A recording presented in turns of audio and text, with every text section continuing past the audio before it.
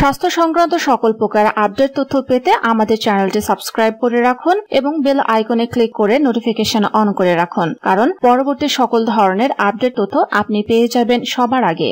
আপনি কি অতিরিক্ত মেদ নিয়ে চিন্তিত?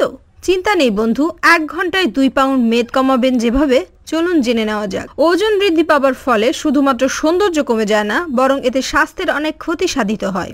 অতিরিক্ত ওজনের প্রধান কারণ অতিরিক্ত ফ্যাট, যা রক্তচাপের পাশাপাশি আমাদের শরীরের আরও বিভিন্ন ধরনের প্রক্রিয়ায় ক্ষতি সাধিত করে।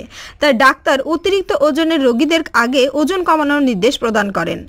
এমন একটি পানীয় আছে যা পান করলে মাত্র 1 ঘন্টায় শরীর থেকে 2 পাউন্ড ওজনের মেদ কমে যাবে। কথাটি অবাক করার মতো হলেও এটাই বাস্তব। কিন্তু এই প্রক্রিয়ায় অবশ্যই আপনাকে পর্যাপ্ত পরিমাণ পানি পান করতে হবে। পানি কম পান করলে এই প্রক্রিয়া কোনো কাজে আসবে না। পানি ও শসার মিশ্রণ আমাদের শরীরের জন্য অত্যন্ত উপকারী একটি পানীয়। এই পানীয় আপনার ওজন কমাতে প্রাকৃতিকভাবে সাহায্য করবে। উপকরণ ও প্রস্তুত প্রণালী।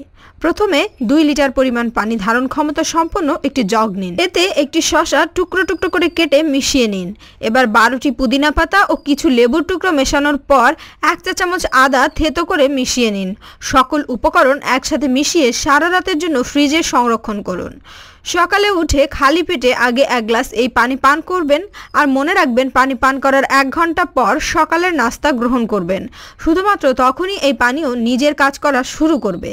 এই পানীয় পান করার প্রথম দিন থেকে আপনি পার্থক্য বুঝতে পারবেন।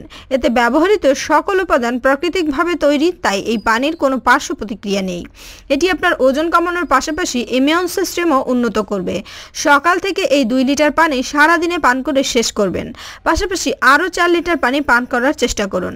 আশ্চর্যজনক হলেও সত্যি যে প্রথম দিন সকালে পান করার 1 ঘন্টা পরেই দেখবেন আপনার ওজন 2 পাউন্ড কমে গেছে।